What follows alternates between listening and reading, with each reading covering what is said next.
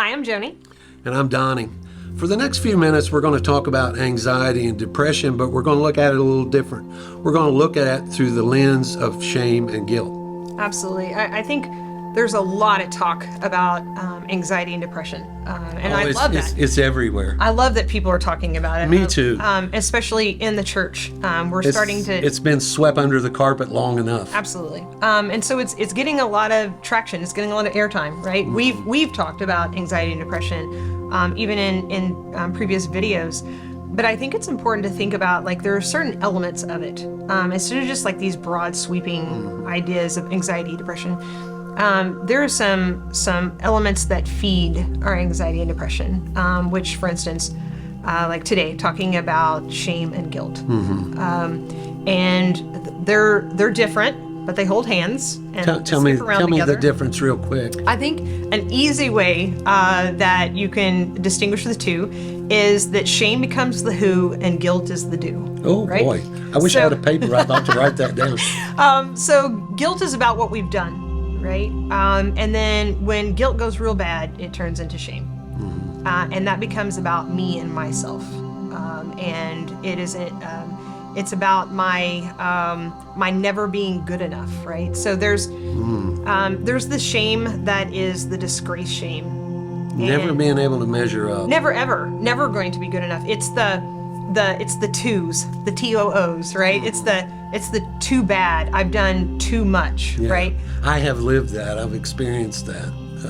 It took me a long time to get past that. Right.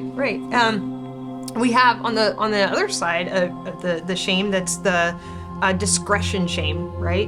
And this is the shame when we think more about like our conscience, that's meant to keep us in line, right? Where we should feel like, that's not good, or man, that was really bad to do that. Like, don't do that again. I would run into somebody from my past and that I had hurt or harmed, and it would create guilt, which would instantly lead to shame.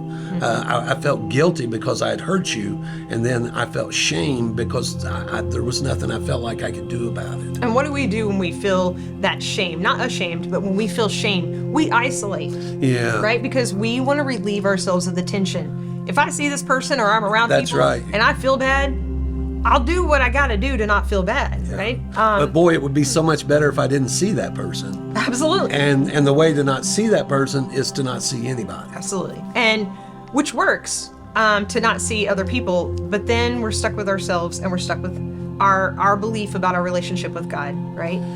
And so when I see you, it creates this anxiety in me.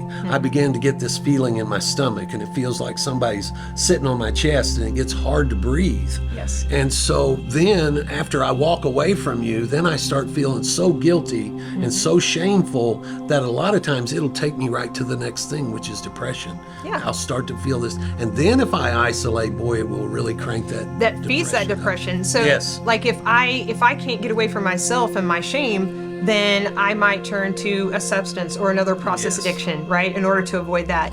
But isolation creates a distance between us and others, including God, and we no longer can have that belief of acceptance, that belief of belonging. Well, you mentioned God. I mean, we do the same thing with God, because when we come into His presence, we feel guilty about the things that we've done, or we feel guilty about our past, and we get really shameful about that. Right. You mentioned substances.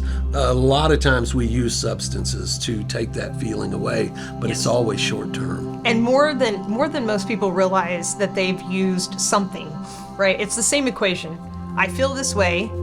I use this or do this so I can feel this way, right? Same equation. Yeah. Just stick whatever you want inside there. Exactly. Instead of just facing it head on. Yeah. So how do we get past that, Joni? I think we need to realize what we're doing, first and foremost. Intentionality? Like, we need to understand that we are isolating, and we understand why we're isolating. I think a big piece with the sense of separation, right? The hardest thing is going to be to do is actually the bestest thing to do, and that is to reach out to somebody. Yeah. And that is really always so hard. Yes. Because why is it so hard? Because I'm going to have to face you and feel shame, right? Yes, and experience exactly. my guilt, which Both of those, shame and guilt, they're really big pieces that feed anxiety and depression. But when we take it out of the dark and put it into the light, loses its power. loses its power. Every time. Thanks for joining us. We'll see you soon. See ya.